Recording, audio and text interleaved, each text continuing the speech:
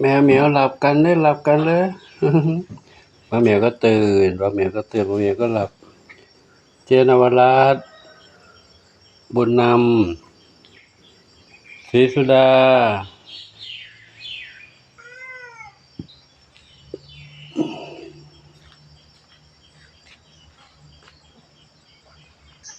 จามจุลีหลับตรงนี้ช่อพกาจินตลาหนุ่มหล่อดำขาวจินตลาจุบ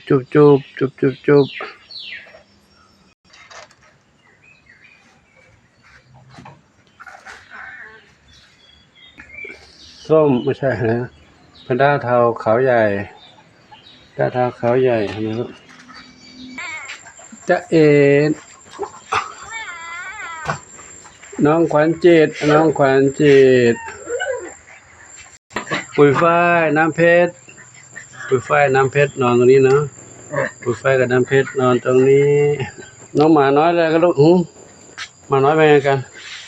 หมาน้อยพรุ่งนี้ไปทำวัคซีนแล้วเนอะวัคซีนนะลูกเนาะ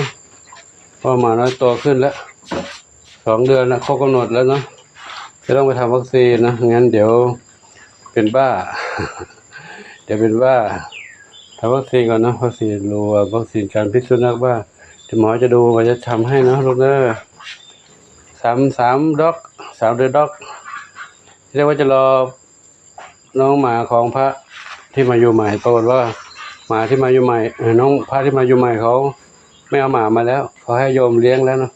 ให้โยมไปเลี้ยงแล้วก็เลยต้องทำเฉพาะ3 เหมียวทำหมาน้อยนี่ก่อนทำหมาน้อยนี่เนาะวันพรุ่งนี้แล้วนะพรุ่งนี้ไปพร้อมกับน้องขวัญจิตไปทำมันพรุ่งนี้แล้วนะพรุ่งนี้ไปทำมันพรุ่งนี้แล้วนะลูกขวัญจิตน้องขวัญจิตพรุ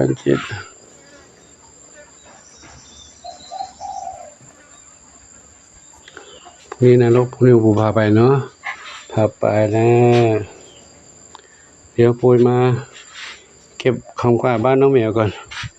ปู่ไปภารกิจกลับมาไม่ได้เก็บกวาดบ้านน้องเหมียวเลยเนาะเดี๋ยวจะพาน้องมาเดินเล่นด้วยลูกพามาเดินเล่นก่อนจะให้น้องหมาสงบก่อนเดี๋ยวพาน้องชวนฝันใหญ่กับน้องหนึ่งอนงมารับอากาศข้างนอกกันแล้วนะแล้วด้านนี้ใครนอนอยู่นี่ใครดำสนิทกับบุญสมนอนอยู่นี่นะดำสนิทบุญสมเขามีอาการของเขาเป็นอะไรเนี้ยนะลิ้นเขาจะห้อยตลอดเวลาบุญสมอันนี้ใครส้มขาวใหญ่ทองเล็กนี่ใครลูกอ้าวเมื่อกี้พูดเพี้ยนผิดนี่ใครลูกดำเล็กหางกวักเหรอลูกไม่ใช่นี่ดำสนิทอยู่นี่เนาะเมื่อกี้ที่อยู่กับบุญสมนู่นดำเล็กหางกวักอยู่นู่นเนาะดำเล็กหางกวักอยู่กับบุญสมตรงนู้นอันนี้ดำสนิทอยู่นี่ปู่เรียกผิดละเขาดำเหมือนกันมาทางนี้มาดูน้องอีกมาทางนี้น้องดวงน้องอะไรลูกหนึ่งอนงอย่างนี้นะไม่ใช่หนึ่งพูดผิดดวงฤดีพูดผิดที่จำเลยไม่ค่อยได้เลยดวงฤดีมาเดินเล่นข้างนอกมาดวงฤดีเดินเล่นข้างนอกนะไปเที่ยวเดินเล่นข้างนอกไหมไปเดินเล่นข้างนอกก่อนดวงฤดีมันเดินเล่นข้างนอกกับสีหน้าส้มดูแลดีผอมเบาเลยลูกผอมเบาเลยลูกดูแลดีผอมเบาแค่หมันมาทำไมผอมเนี่ยหมันมาทำไมผอมจังเลยทำไมผอมจังลูกกินเยอะๆสิลูกกินเยอะๆนะกินอาหารเยอะสีลูกไม่ใช่สีหน้าส้มนี่เล่นด้วยกันนะ น้องขวัญจิตพรุ่งนี้จะพาน้องขวัญจิตไปหาหมอทำหมันแล้วเนาะแล้วก็ให้น้องหมาน้อยไปฉีดวัคซีนเช่นเดียวกันพี่เจอะไรนะเจดีเล่นกันด้วยนะเจดีเล่นกันนะลูกเนยเล่นกันตรงนี้ลูกนะอยู่ข้างนอกได้แล้วเนาะไม่ต้องข้างในบ้านละอยู่นอกเนาะเดี๋ยวตอนเย็นก็เข้าบ้านแล้วนะกวันพักผ่อนอยู่นี่เล่นข้างนอกเลิกมาด้านนี้ใครนี่แก๊งดอกไม้ทั้งสี่มีใครบ้างมีมะลิชบาพิกุลกุหลาบขาวกุหลาบดำไม่ใช่กุหลาบขาว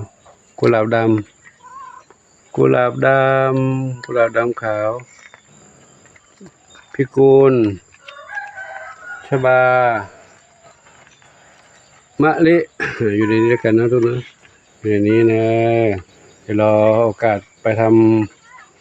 หมันแล้วนะยังไม่มีโอกาสแล้วนะรอกันนะลูกนะด้านนี้น้องอะไรน้องผลไม้ทั้งห้าก็อยู่ในนี้ก่อนลูกนะอยู่ในนี้ก่อนเนาะเดี๋ยวไว้มีโอกาสปุยพาหนูไปทำวัคซีนลูกนะห้าเหมียว อยู่ในนี้ปลอดภัยแล้วลูกแข็งแรงแล้วถ้าอยู่ข้างนอกวันนี้น่าจะไม่ได้รอดแล้วเนาะอยู่ข้างนอกไม่รอดละงูเหลือมไปกินแล้วล่ะเนาะฝนตกไปนี้ด้วยฝนตกก็เปียกอยู่ข้างนอกก็เปียกนะโชคดีแล้วหนูอยู่ในนี้นะถึงไม่มีแม่ขาดแม่ไม่เป็นไรลูกจะมีหลวงปู่อยู่ดูแลให้เนาะหลวงปู่อยู่ดูแลหนูให้มีFCผู้มีเมตตาส่งอาหารมาให้กินเนาะส่งอาหารมาให้มีอยู่อาศัยอยู่ในมุ้งยุงไม่กัดหรอกสบายใจนะถ้าอยู่ข้างนอกยุงก็กัดฝนก็ตกอาหารก็ไม่มีกินพยันตรายทั้งหลายทั้งงวงอะไรอยู่ข้างนอกเนาะอยู่ที่นี่ไม่มีอะไรหรอกสบายลูกเด้อกระต่ายน้อยนอนหลับแล้วลูกกระต่ายน้อยอีกกระต่ายไปไหนล่ะกระต่ายนอนหลับไปแล้วอยู่ในอุโมงค์อยู่ตรงนี้หนึ่งกระต่ายเหมียวนั่งเล่นอยู่เรื่อยๆกูทำงานอยู่เนี่ยนะกูเก็บกวาดเก็บล้างถ้วยล้างชามเก็บภาชนะล้างเก็บห้องน้ำน้องเหมียวเนาะเก็บห้องน้ำกระบะทรายต้นหญ้าขึ้นเขียวกระจีแล้วเขียวกระจีอากาศไม่ร้อนและเย็นสบายเนาะน้องขวัญจิตพรุ่งนี้ลูกนะขวัญจิตไปพรุ่งนี้ทำหมันขวัญจิตนี่น้องมีสุขทำแล้วนี่ทำหมดแล้วนะหนึ่งเดียวอยู่นี่ทำแล้วพรุ่งนี้พาน้องขวัญจิตกับน้องมาน้อยไปทำวัคซีนมาทำวัคซีนพรุ่งนี้นะลูกเด้อมาน้อยพรุ่งนี้ทำวัคซีนลูกนะทำวัคซีนพรุ่งนี้พามาน้อยไปด้วยสามมาน้อยทำวัคซีนเนาะจะได้ปลอดภัยลูกนะกับก็วันนี้ปู่ขอนำภาพนี้ให้กับทุกท่านได้รับชมกันแล้วเพียงเท่านี้เนาะนี่มาเก็บกวาดบ้านน้องเหมียวเก็บห้องน้ำห้อง